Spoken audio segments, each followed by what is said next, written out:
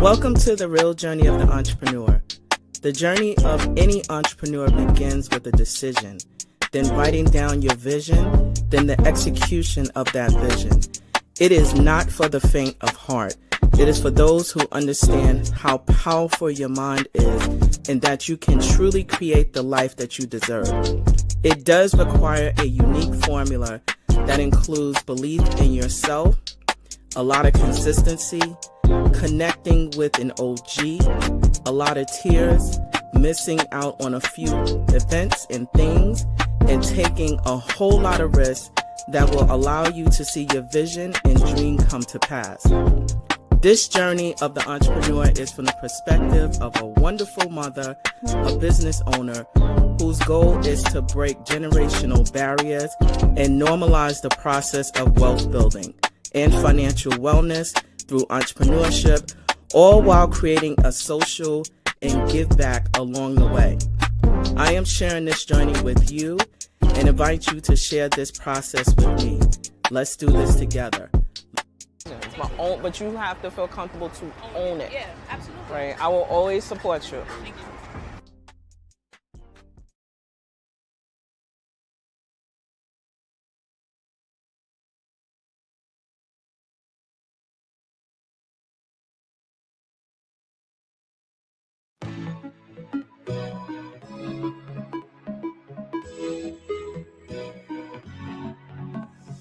Welcome to our fourth annual Full Circle Business Brunch.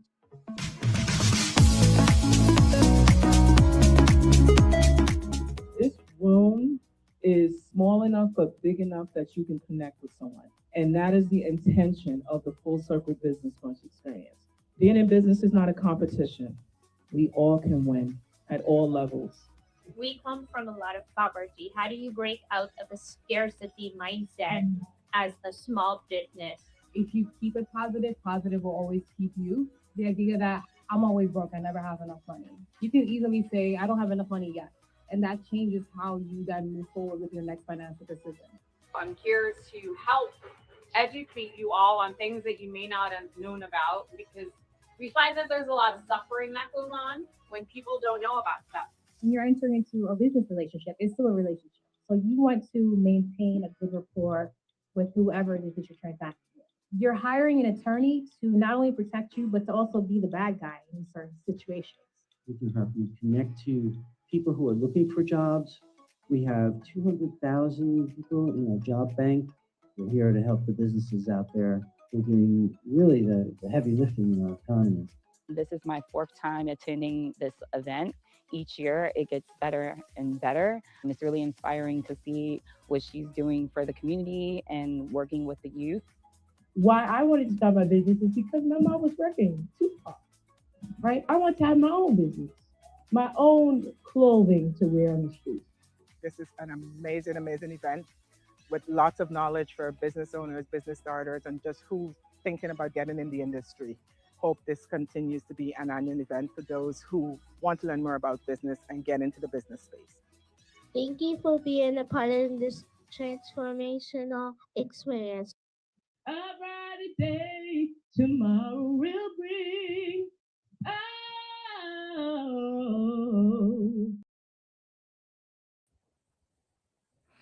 So hey there, good people. Hey there, hey there, good people. I hope that you are doing wonderful and well, and that you are continuing to pursue the things that need to be pursued in your life, in spite of bad news, good news, and that you're continuing to walk on your ordained journey. My name is Anita Pierce, and I am the host and producer of The Real Journey of Entrepreneurship. I am uber excited because I get to, through this platform, interview courageous souls who are on their journey to figure out what they're going to create, how they're going to impact, and also making courageous steps to improve the ecosystems that they are in.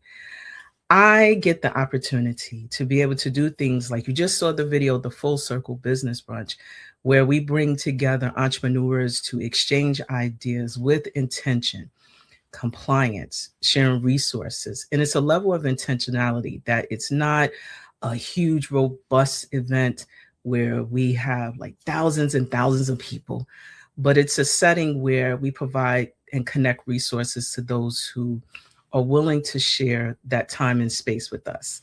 And it just so happens that we're coming up on our 5th annual Full Circle Business Brunch experience. And this time we are going to be in Harlem. The date, and save the date, is Saturday, March the 21st. It's going to be in Harlem from 10 to 1. So stay tuned for more information as it comes out. But right now you have the date and the time, and we hope to see you there. We are looking to deepen our conversation about business compliance, collaboration, and what that really means, and also being well within the space of entrepreneurship, because we do know how important and how impactful that is. And we want you to join us. So in this space, I get to share space and learn more about those who are in the space of entrepreneurship, and actually what I call serial entrepreneurs, not cereal that you eat, but serial in the space where they are doing multiple things and being creative as they are choosing to enter in and create the spaces that help to solve problems. And guess what? My next guest is absolutely no different. In fact, while I am uber excited, is because of Blue Construction. Not only is Blue Construction a woman-owned business, but when you hear the story about the how this woman got started and some of the other things that she's getting into to help to create her economy, you're going to see why I'm so excited. And not only that, Blue is calming, right? Blue is soulful. Blue Construction helps with supporting and renovations, but also more to it. Renovation of your home and also of your skin. Wait till you meet Nancy. Hey, Nancy. Hey. Hi, how are you? Go, Nancy. How are you? I'm doing good. Me too. Good to see you. Good to see you too. All right. So, I'm going to start with the basic questions, right? Real I'm ready basic. for you. You ready? Yeah. Tell us how you got started, who you are, and how you got started in this space, Nancy. Well, True. it depends which space you're talking about first, because we got 2 spaces. So you know what? I just want to give a little background first on, since we're talking about serial entrepreneurs. Just wanted to share a little bit about how I started my wellness practice, right? So back during COVID, everyone was getting sick, and especially in my household, everyone was not well. And I didn't really know what was happening, because we noticed there was a pattern of people going into the, infirmary and not coming out. So this is all real talk. So I said, you know what, we're going to get our family well. And I'm like, Lord, this is what you said about green, and all I did was literally my motherly instincts, they kicked in, and I said, well, we're gonna do green juice every 2 hours like I used to breastfeed all y'all. I have 4 children, and then, well, technically 5 because my husband. Okay, so everyone was just not well, and I was just like, okay, we're gonna like green this out. And when you're hungry, I'm gonna add a banana to it, and that's gonna be your solid food. And long and short of that story, everyone got well. After everyone got well quickly, I was like, there's got to be something that I can keep this going. And I remember one time there was a wellness coach that I had, and he said something about iridology, and I looked it up, and there happened to be an iridology school open during COVID. And I signed up because, the government was giving us money, right? So, yes. So I just like signed up, and I was like, I just really want to learn how, to heal my family, get a real deep knowledge of herbs, how they work, how they support your systems, your organs. and so on and so forth. And that led me to actually get a certificate in clinical iridology. Which is the ability to be able to see what's going on inside your body by looking into your iris, right? It's not mystical, it's not magic, it's science, right? I did that. It was a 15-month program. I did it in 6 months because no one came to class because everybody was like, oh no, you know. And I had both my teachers, you know, attention, and I was able to graduate and get my license in clinical iridology. And I had to practice on people. Anyway, long and short of that story, understanding herbs, learning that, I was, you know, saying to myself, I'm not sending my clients to the pharmacy for eczema anymore. I'm just going to make it because I know how to make it. And that's where my making products started. And I started Savon Blue. And then I just started doing pop-up markets and so on and so forth. And that was my wellness journey. So I've always had a passion for wellness and being well so I can think, breathe, function, respond to people, you know, and survive, you know, in this life. So that's how I started Savon Blue, my first company. Right. And that's something that I am, because wellness is it has to be a part of our lives, you know, whether at work, whether it's stress, you know, monitoring your stress or whatever it is. You want to be well in your mind, in your body, in your spirit, so that you can continue to take on your responsibilities in life and manage them well. So that's my story with Savon Blue. I'm sure you have some questions for me. But that's just a comma and, right? So you started Savon Blue out of a need, right? It was a need. You were solving a problem. But then you went over into being a general contractor for blue construction, right? And that to me is equally important as well. So tell us about how you got started in the construction industry. Well, that's a very funny story, but an amazing story and a God ordained story. And I love to lead out that way because it was definitely ordained by God. This was what I was called to do. And as I share, you'll understand, you know, there's a difference between wanting to do something and you being called to do something, right? Because I know sometimes we hear people say, oh my God, you got to get into construction because all the money's there. I get that. Yeah, the money's there, but are you called to that seat? Are you called to a particular position in the seat? In that career. So I had a friend of mine who just called me up one day, and you know, this was, you know, after just me doing wellness, you know, and it was like slowing down a little bit, and I just got this call. Said, hey, I need you to come help me do some paperwork. He was a subcontractor in the Nitro Developments working under a prime. And, you know, he couldn't get the document control on point. So he asked me to come in. And I was like, okay. So I'm thinking I'm just going to be there for a week. And, you know, I'm what do you call that? I am moving. Yeah, I'm taking information off of tissue paper and putting it on, you know, sign-in sheets. Yeah, and no joke, that's what was happening. And I was there putting everything in order, dates in order and things like that, and having the guys sign in so we can get this paperwork done so that we can submit it so that they can get paid. And after that, I became like the office manager. And then quickly after that, I was supervising the trades. I was ordering materials for every trade. I was supervising them. I was making sure apartments were renovated in one development. So making sure that the plumbers went in, you know, the electricians went in, the carpenters went in, the painters, the plasterers, the tapers went in, you know, general maintenance, et cetera, et cetera. And before you knew it, I was like, you know, figure eighting, you know, everything. And I was like, okay, it was one development. Then I went over to Red Hook. I was like in Fort Greene. Then I was in Red Hook and Fort Greene, and I was like doing the same thing over again. Red Hook East and West. Then before you know it, we were doing O'Dwyer, we were doing Seaview, we were doing Tompkins, we were doing Marcy, and I was doing the walkthroughs with the superintendents, turning these apartments back over to NYCHA. I mean, I was doing everything from making sure the window guards were in, making sure there was anti-tilt in the stove, making sure that the, fixtures were installed, bath fitters, that, and it keeps going, it keeps going, it keeps going.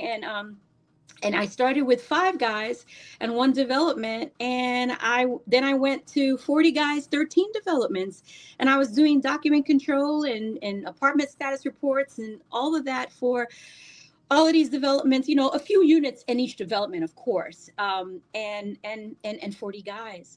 And there were some things happening between the subcontractor and the prime in terms of, sometimes subcontractors don't understand that they're not the boss. So there was like a little conflict there, and the job came to an end. Right. But while I was there during that time, I was the boss that these guys knew. Yes, I went through drama. Yes, they put me through it. But at the end of the day, they realized, that I was a sincere person just trying to get the job done so they can get paid so that we can go home. So when it came to an end, 8 out of those 40 guys said to me, hey, if you get your general contractor's license, we'll work for you. That threw me off. I wasn't looking. I mean, I did start loving the whole renovation game, but I was like, you mean like me become like our boss? Like how I couldn't even picture myself. But see, these guys were already telling me who I was.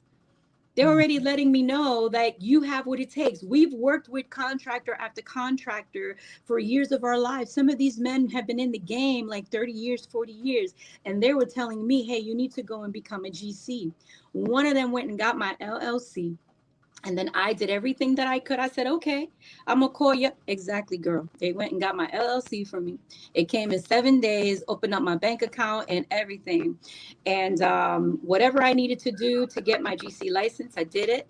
But while I was trying to get all my stuff together to become a GC, I went and I got my certificate in, basic plumbing.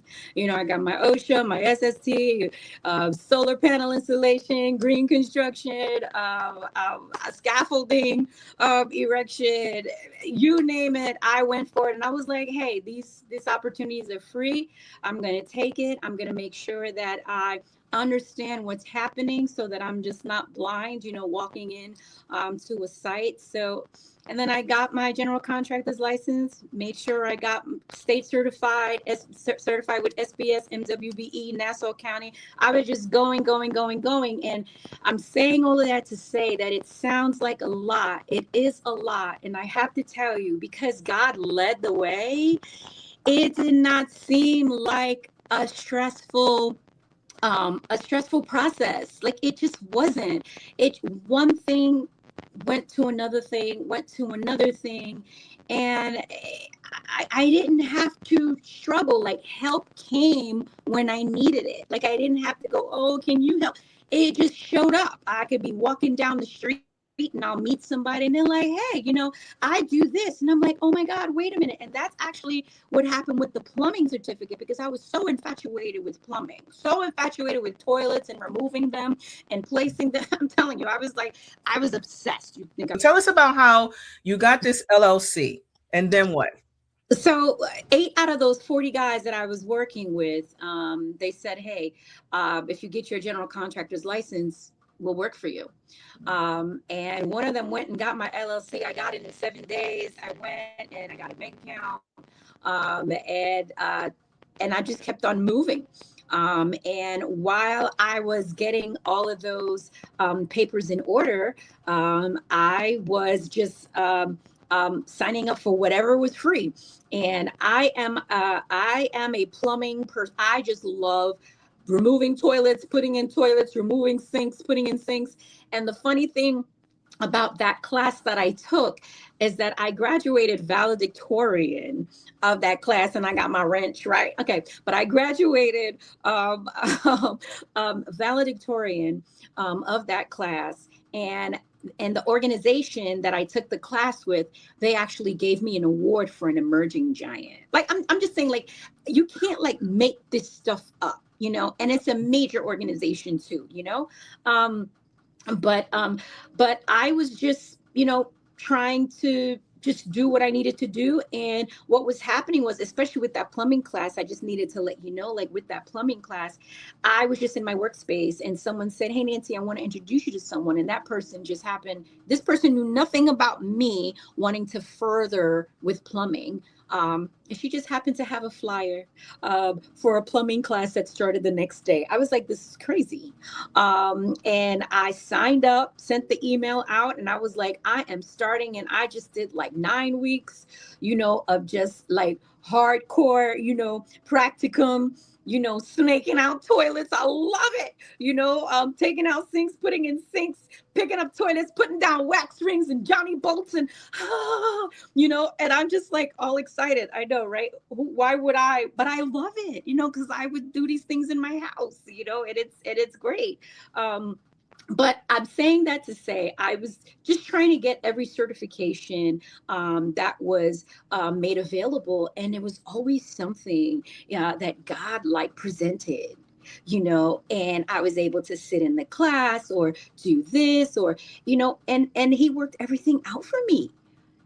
So when people are like, oh my God, you know, like I know people that just want to become a general contractor because it's a general contractor. They want to be able to walk the title. And I was like, you better be very careful. And this is for everyone out. Be careful when you covet people's calling.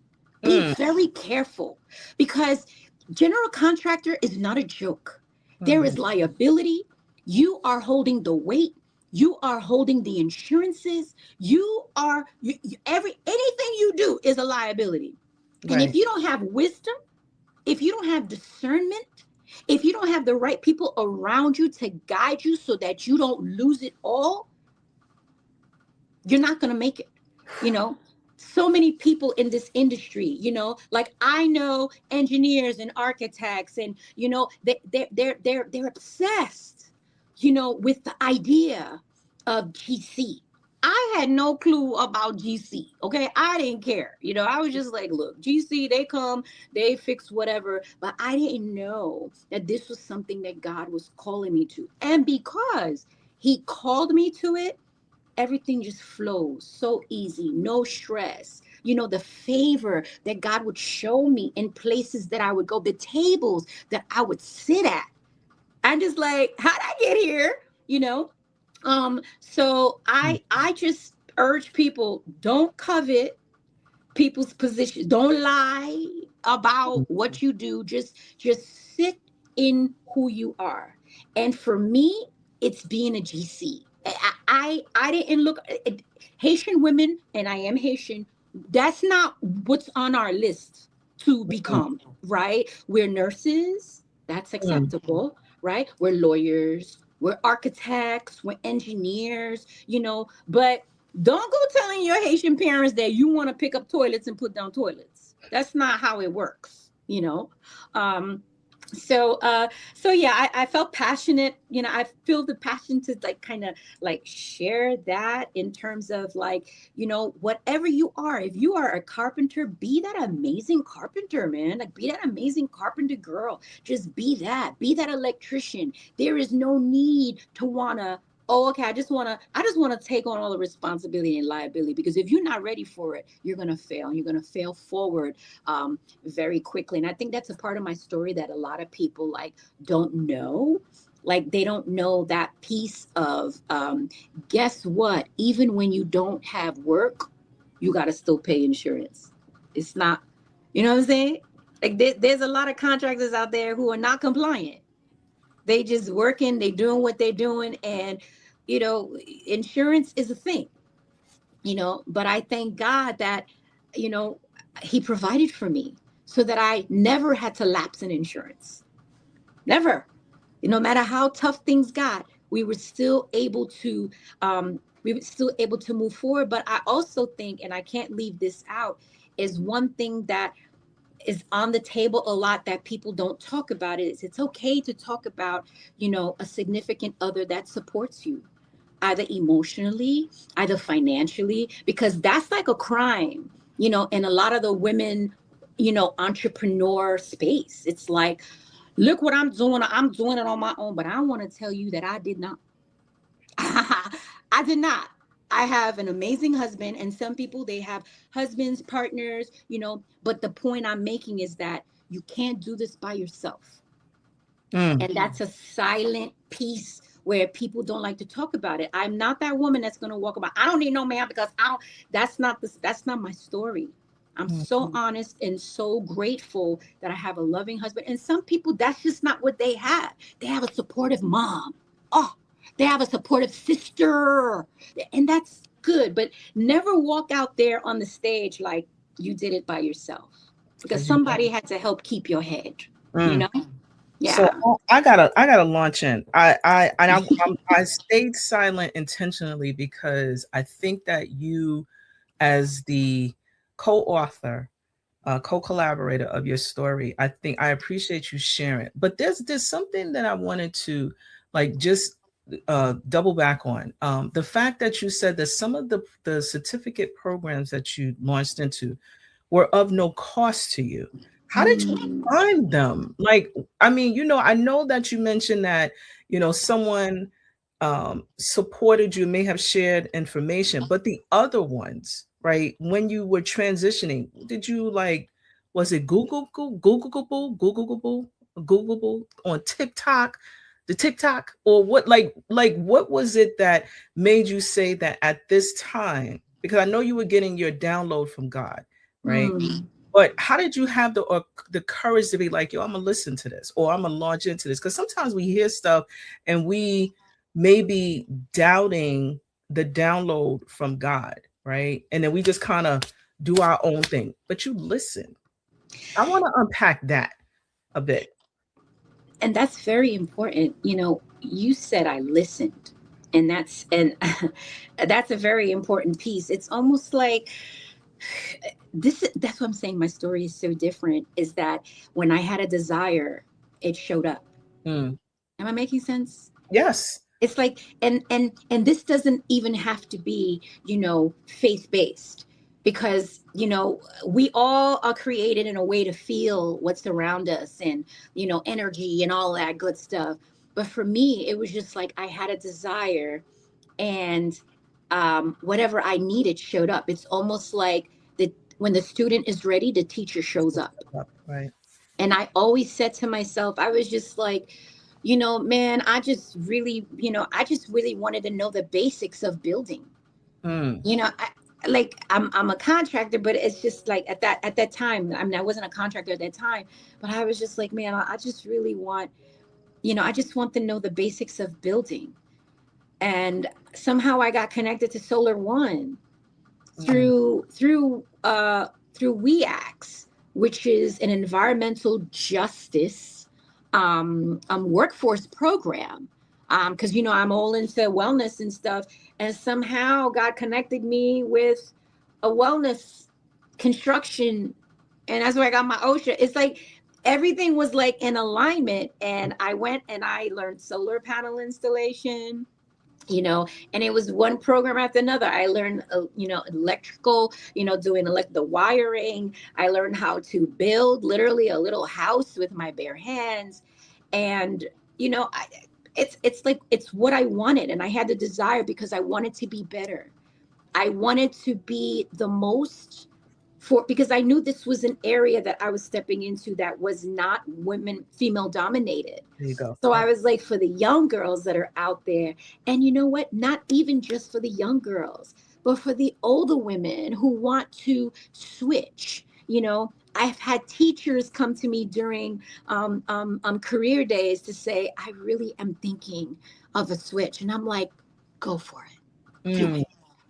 So not only the young girls who are coming up, but, for older women who want to do something different because their jobs have literally snuffed their life from them.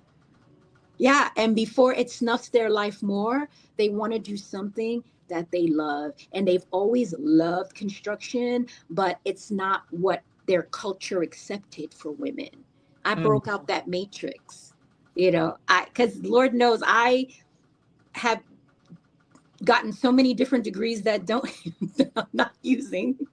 But I don't know. But I'm just saying, because when you're searching in life for what your purpose is, you spend a lot of money. Life costs a lot. Life costs a lot when you don't know what you're called to do and no one's telling you, hey, I see this. Life is expensive, so yeah, so that part right there, just inspiring, women, and just, and just letting them understand that, like, hey, you just take that step out in faith, and because that's literally what I did. I did not stay in what someone else told me I should be in, if that makes sense, because my future was already made up for me, and when I finally said, okay, I'm going to do this nursing thing, this was later on in life, and I was doing so well. Like, I was the president of my nursing class, and I found favor with the chair of the department. But don't you know, when I was in my clinicals, I quit because it just wasn't me. Yeah. I was doing it because that was a label that was put on me as a Haitian woman. That's what you do. You are a multifaceted serial entrepreneur that has these ordained experiences. Tell me some more about that, because you were obedient and listening. Yeah. So which one, construction or wellness? Both, because both of them, I feel, from listening to your story, are intertwined, right? So yes, we are multifaceted, but what you're sharing here is a number of layers that you were obedient in listening, right? You were obedient in listening, right? That there has to be something said about when you are obedient, even though there are challenges that you still went through and still are going through this process. And while you're responding, I'm going to show to those who are going to be watching your website, so that they can see the beautiful face, but also see, some of the things. So do tell. Yeah, so some things that I was sharing was that, when it's almost like when the student is ready, the teacher shows up. And that's kind of how I see it with my life. It's like when I desired to move forward, it just seemed like the right people came into my life. The right opportunity came into my life. And I never liked forcing anything, and even in the wellness industry, I would have dreams about selling clay, and clay is a healing, it's a healing rock, broken down, it's a healer, and I use that dream as an opportunity to take a leap of faith and move forward. So that was with my wellness, but with construction, once those guys said to me, hey, if you become a general contractor, we'll work for you, I only took it as a divine sign, because I really loved what I was doing. I loved what I was doing, and I didn't know how to move forward and obtain opportunities that way. And God was like, you're going to make the opportunities for others, and I'm going to use you. So I want to lean in on that a bit, right? Because when you and I first met, I was doing a workshop on government contracting, and I didn't have, like you, a blueprint or a launch-in or someone going, you should do this. This was things that happened in my space that kind of like allowed me to lean and become a student of what it is that I was doing and still doing, what I believe is being called to do. So my question to you is about the work, because the construction industry, renovation, has such a bad rap about, you know, businesses or residential owners or clients being taken advantage of. I think, and I'm gonna just say this because, not being gender specific, but I feel like as a woman of color, a Haitian woman, that you have like this magnetic force to be able to do this work differently. Because ain't no way, right? Remember that No way. the individuals are coming to, they see a certain type of leadership that comes in. Do you think that, and this is from your experience and what you shared previously about leadership, how important is that when you're managing the human experience, even though we're working and we're trying to do the things with our life? It's a human experience. Can you share about your leadership qualities that you have and that you bring to the table versus others? Yeah, so one of the things that I have conversations with people a lot, and it's usually foreign, is this whole idea of emotional intelligence, right? That a lot of people are just in a lot of their fields, but we'll stay in construction. But in this field, a lot of people are just not mature. They are not mature as an individual. They have not learned from things that have happened in life. They have, held on to bitterness, which blocks any type of lesson learned, right? So I've noticed a lot, and even because I can see, I can figure out who you are based on the things that you say to me. I can read what you're not saying, right? And that's my social work background. That's how I'm able to, understand people and clients and colleagues, But when people are not emotionally intelligent, decisions are made, choices are made based on the dollar as opposed to doing the good work. Right. Everybody is not that person that will say, I will walk away from this $1 million job before my name gets tainted. Everybody won't do that. People don't think about like I always say to people, you should really rehearse the consequences more. Because if you rehearse the consequences more in your head, you'll be able to make a solid decision right on the spot. Rehearse the consequences. What is it going to look like when you upcharge and do a little bit more for your overhead, right? What's going to happen when something goes wrong, right? What are you going to do? You done charged them all this money and you probably spent it.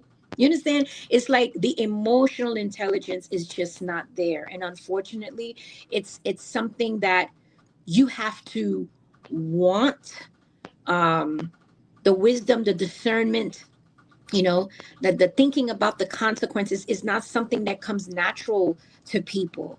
And I know for me, as a leader, another way that God took me through life to understand stewarding people, stewarding humans.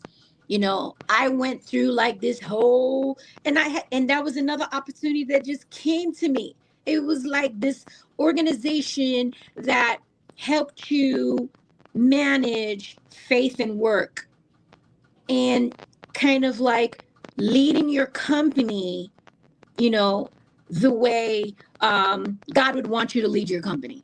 Where did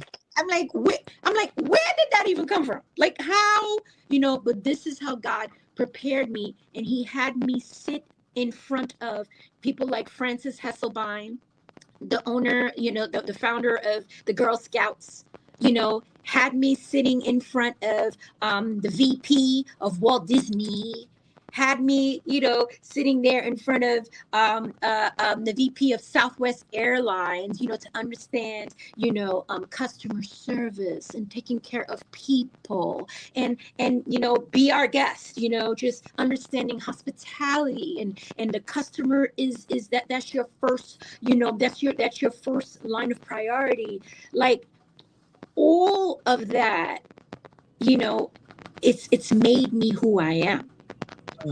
So I was already being built like 20 years ago. I was already being built for this real harsh world of construction. This kick you down, and some of us stay down. I don't. I'm like that thing that comes back like this.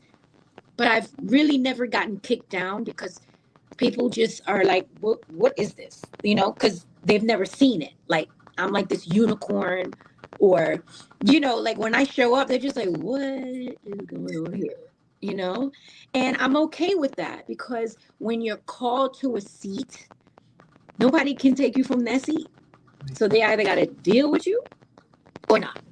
There's no in the middle, and if you don't deal with me, I'm going to be placed someplace else, where I can be used the right way, So, I mean, and this is never to brag, but it's kind of like my life. It's my story. Like, I have walked through so many different places in life where it's always been people-centered.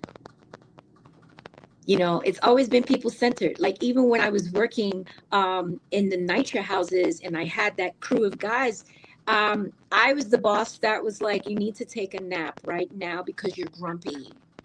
Like, literally, I was like, you need to take a nap. Or if they start getting the sniffles, I was like, Instacart ginger and elderberry. You're coming to work tomorrow, so I'm gonna let you leave early today. Here's your medicine. Come back. And they would come back. And they'd be well, and they would be whole, and what made them come back, it's not that they were 100% healed, but they came back because they were like, you care about us. You gave me water. I wish I had this guy on here right now, because he would tell you, because he came to me and was like, you gave me water. And in my head, I'm like, that's not what we're supposed to do in hot weather. Like, right? You understand? So it's like, that's just a gift, to be able to steward people and steward them right, and understand, hey, I know you got a second job after this, so I'm going to use the young one that could work all day and do it. And I'm going to give you lighter work. Like, this is how I was always having to think. That was my retention method. I got to know who's good at what they do and let them write it out, so work doesn't feel like work. I don't want work to feel like work to me. But if my team also work don't feel like work, it got to a point where I was kicking them out of the apartment, because we had a staging area. I'm like, okay, you got to go. It was like that. Like, in the beginning, they were like, wrap up, 3:30, gone, everything wrap up. They don't even come say goodbye.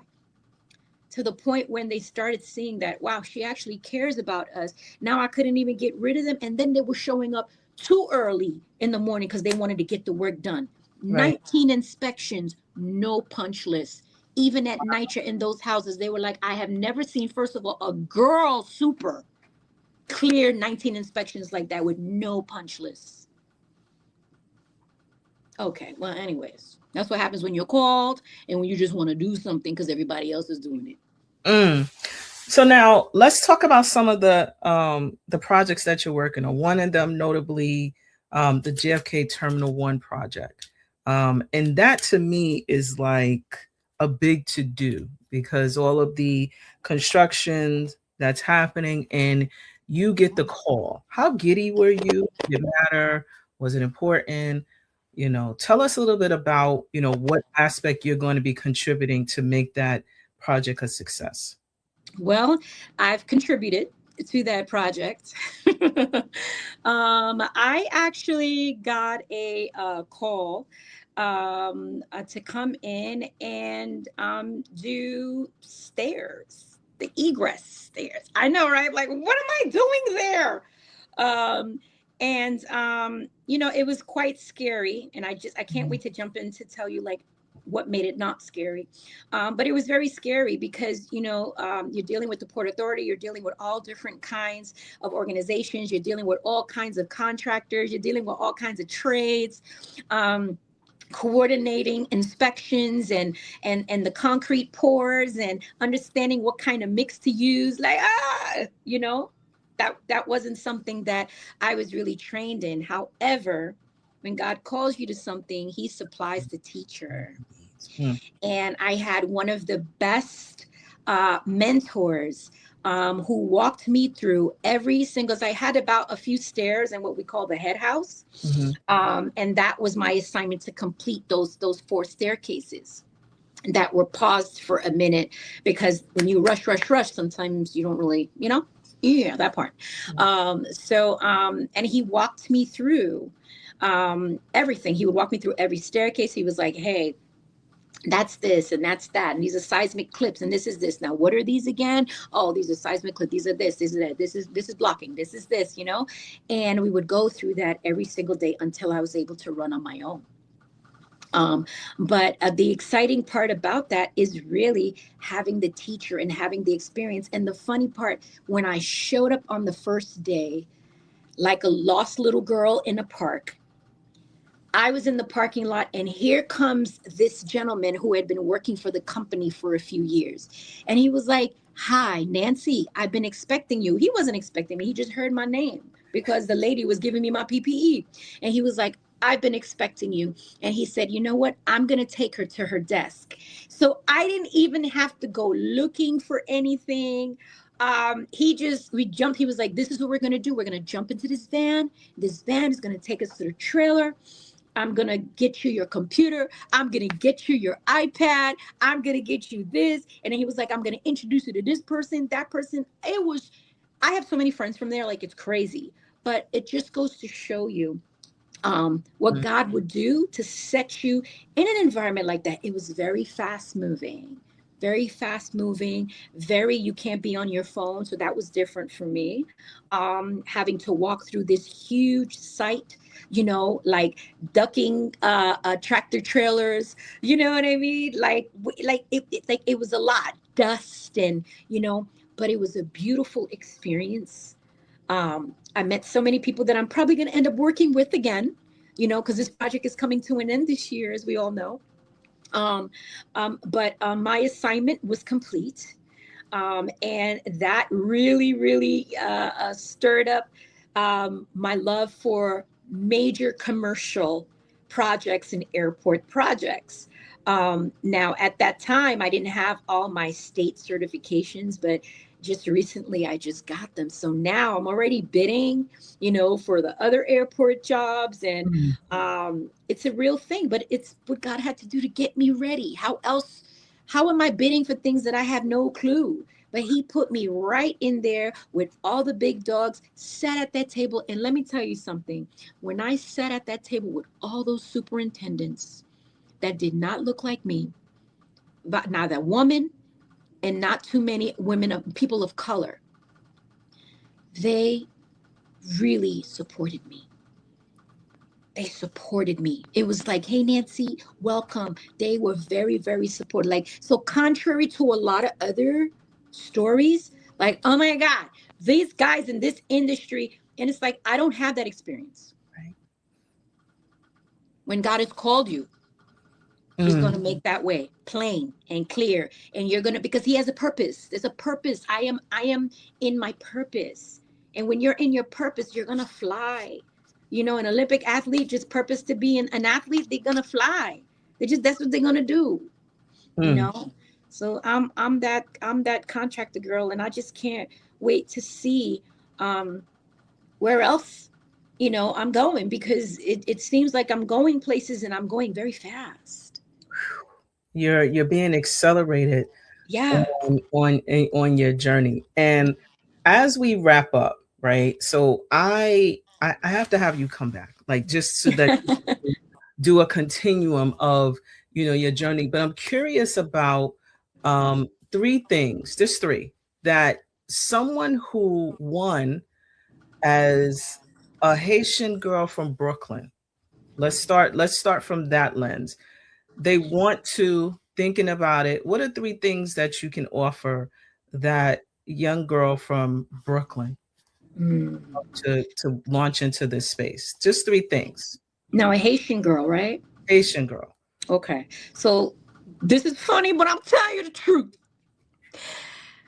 As a Haitian girl, first get your therapy on, okay? Because there's a lot of things that are said to you. And I get it, there's Caribbean, and I know a lot of times, other Caribbean cultures want to be like, well, we're all Caribbean. No, and for some reason, Haitians they're just a little different. Like, we're treated a little different from the pack, right? So there's like things that happen, and parents say things, and and you really can't grow beyond the words that have been sown into your life. So it's very important to get, unjunk yourself with whatever you've been taught, so you can really thrive and not care about anything. That's number 1. Number 2, really pray or talk to yourself about being very discerning about your circle. And number 2, you're only as powerful as the people around you. Choose your friends wisely. When someone shows you who they are, believe them. Walk away gently. Walk away gently. And number 3, you don't got to tell everybody what you're doing. You can really just enjoy where you are, enjoy with who you are. You don't have to make an announcement. It doesn't have to be a TikTok announcement so that you can, put it in your haters' face. You don't need that energy. You don't need that. You just want to be able to get up every morning and be like, I am great, I am powerful, I am successful, and I'm going to meet new people today. You can manifest a lot of these things, and lots of times we don't do that. We manifest gossip, slander. Don't talk about people. Don't talk about what they're doing. Focus on you. Focus on you. Get your therapy, watch the friends, and just you can keep stuff to yourself. You don't have to share everything. When it comes out, it comes out. But you don't want any enemies. You don't. There are enemies you don't know that are out there because of whatever, jealousy and things. That's just what it is. It's just that whatever you're doing and you're successful, you're always going to have that, right? But don't be the one to bring it. Don't be the one to bring it, because you want to live out this peaceful, successful life, and make sure you take care of your health. Not optional. So I'm super glad to have talked to you today, and we can find you in one space, bluethebuilder.com. Where else can we find you? You can go to Instagram and go to Blue Construction LLC.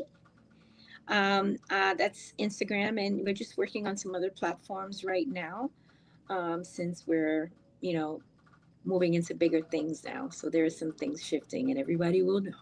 And everybody will know. And everybody will know. And before you go, right, my rapid questions that I love to answer as a wrap up, right? You ready? Yes. Blueprints or hands-on tools? One word. Hands-on? Okay. Renovation or building from the ground up? Building from the ground up. Plumbing or finishing work? Finishing work. Legacy or expansion? Legacy.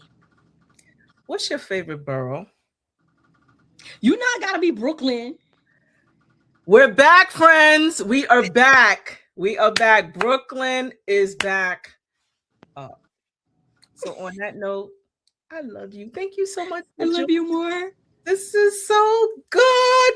Blue Construction LLC, and also blue, if you notice, blue background, blue, good energy, and I love it. Nancy, thank you so much for joining today. I look forward to having you come back again to share the comma and about your obedience and trust in God, because that is what I learned today, that entrepreneurship is connected to spirituality, growing and forcing us to learn more about who we are and whose we belong to in God. So thank you, my love. Thank you so much. And I look forward to checking you out. So please like, share, and follow. And when you book Nancy, pay what needs to be paid, because clearly the mindfulness, the wellness, and all that goodness is in there. Do what you're supposed to do. Thank you, Nancy. You're welcome. Bye. So I'm going to tell you why I get like super excited. And that was just a small portion of Nancy's journey, Nancy's story. Because when you have the courage to leap out as an entrepreneur, you are walking in on your calling. And the reason why I asked about throughout her story is because she had to listen and be obedient. Sometimes we hard-headed. We don't be wanting to listen. But as you can see, when you are obedient to your calling and you listen, even though it may be scary, because a lot of we're talking about this, but a lot of us are walking in a space where we're questioning, is this something we supposed to be doing? Or like, why you have me do this? And remember, if you are a believer and you following this journey, there is a process that you have to dig into, which is listening and being obedient. And that doesn't mean that it's not scary. So I can tell you that there are points, even in my space, I'll be like, what you got me doing here? But it's about being obedient and knowing that at the end of wherever our calling is, we win. There's challenges and ebbs and flows throughout this space called entrepreneurship. It is not the highlights that, folks like to show on social media.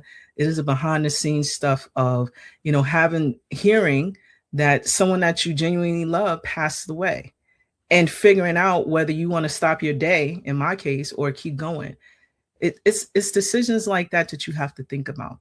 But being in the space of leading, in this space, construction, wellness, using mindfulness as Nancy is leading, makes me want to stop what I'm doing and go work for that space. Because why would you not want to share the human experience and also be able to make impact wherever you go?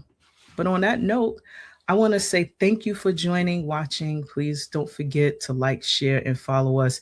We are on all of the platforms at 11375. And I want to thank you for your continuous support. And also, before I go, I also want to share something, because we're still in the month of February. There's an opportunity fund grant in East Brooklyn. LDC is looking to fund an entrepreneur with $10,000. And who couldn't use extra $10,000 in their pocket?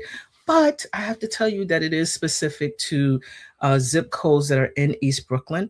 The LDC, if you check the website, it is there. The final date for you to apply for this specific grant is February, I believe, the 26th. But if you click on a link at the ldc.wisehive.app, you'll be able to see the exact due date. But it's $10,000, friends, $10,000. So you heard it here. Take advantage of it. And I look forward to staying connected with you. And thank you so much for joining another episode of 11375 and the Real Journey of Entrepreneurship. Welcome to 11375. My name is Anita Pierce, and I am your Chief Experience Officer. At 11375, we offer strategic alignment solutions specific to you and your business goals, and also connecting everything with social impact. So if you are looking for a really amazing organization where we help you to focus your strategy and connecting it with social impact, please do not hesitate to reach out to us. We are on all the social platforms, and you can contact us at 11375.